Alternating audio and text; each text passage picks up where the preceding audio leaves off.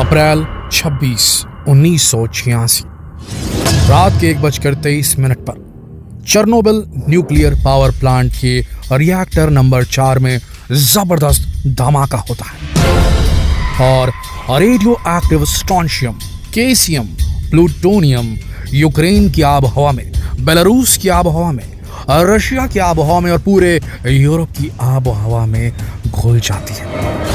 इतनी खतरनाक radio active emissions होती हैं, रेडिएशंस होती हैं, इरेडिएशंस होती हैं लोगों को कि डायरेक्टली और इनडायरेक्टली आने वाले सालों में 93,000 से ज्यादा 1 लाख के करीब कैंसर और दूसरी चीजों से मौतें हो जाती हैं पूरी दुनिया भर में।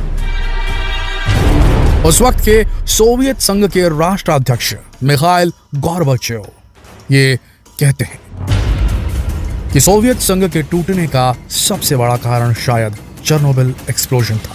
Perhaps the real cause of the collapse of Soviet Union was Chernobyl explosion. और उसके बाद 1991 को सोवियत संघ टूट जाता है और अब यूक्रेनियन आर्मी के साथ पहली और जबरदस्त मुठभेड़ के बाद रशियन आर्मी ने चेर्नोबिल पर अपना कब्जा जमा लिया। चेर्नोबिल जहां आज भी रेडियो एक्टिविटी पाई जाती है, the radioactive site of the world's worst nuclear accident और सबसे बड़ा फैक्टर सोवियत यूनियन के कोलैप्स का आज पुतिन के कब्जे में आ चुका है। दोस्तों, चेर्नोबिल पूरी तरीके से रूस के कब्जे में आ चुका है। चेर्नोबिल को जीत लिया है पुतिन की सेना ने।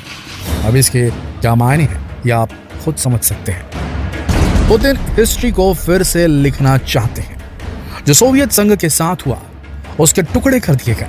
पुतिन उन टुकड़ों को जोड़ने के मिशन पर है ऐसा लगता है और उसी मिशन पर स्ट्रैटेजिकली प्लान करके पुतिन ने पहले बेलारूस से सीधे चेर्नोबिल पर हमला किया।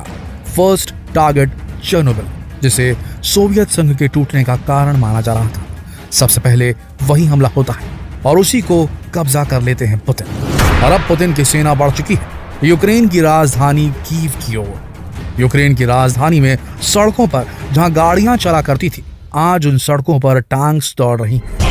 अब कभी भी खबर आ सकती है कि कीव पर रूसी कब्जा हो चुका है। यूक्रेन की राजधानी पर रूसी कब्जा हो चुका है। यूक्रेन को फिर से रूस में मिलाने का पहला पड़ाव पार हो चुका है। यह खबर कभी भी आपको मिलने वाली है। दोस्तों, अब देखना यह है यूक्रेन पर कब्जे के बाद पुतिन नेक्स्ट मूव क्या करते हैं। वो दूसरे नाटो देशों की ओर बढ़ते हैं या फिर यूक्रेन पे स्थिति को सामान्य बनाने की कोशिशों की शुरुआत करते हैं। एक बार यूक्रेन के हालात सामान्य हो गए, उसके बाद रूस अपने ऊपर लगे आर्थिक पाबंदियों का सामना करने निकलेगा जो कि वेस्टर्न कंट्रीज ने उस पर लगाए हैं, इकोनॉमिक सैंक्शंस। पुतिन बहुत दमदार और साथ ही समझदार नेता है। वो अपने स्टेप्स दृढ़ता से और बहुत सोच समझ कर उठाते हैं। पुतिन को मालूम था अगर संघर्ष को लंबे समय तक जारी रखा गया तो मुसीबतें आ सकती हैं, थर्ड पार्टी का इन्वॉल्वमेंट हो सकता है। इसीलिए पुतिन ने सारे ऑपरेशन को महज 3-4 दिन में ही समाप्त करने का प्लान बना डाला और बस अब कीव यूक्रेन की राजधानी जल्द ही रूस की होगी। तो दोस्तों, आपका क्या मानना है? जिस तरीके से रूस ने अपने से किसी जमाने में अलग हुए भूखंड को वापस अपनी धरती से जोड़ लिया है लगभग, क्या ये तरीका सही था या गलत था? रूस को ऐसा करना चाहिए था यूक्रेन के साथ कि नहीं? चेर्नोबिल को सबसे पहले टारगेट कर कब्जे में लेना पुतिन की किस मंशा की ओर इशारा कर रहा है? क्या पुतिन मिशन यूएसएसआर रिजरेक्शन की ओर बढ़ चले हैं?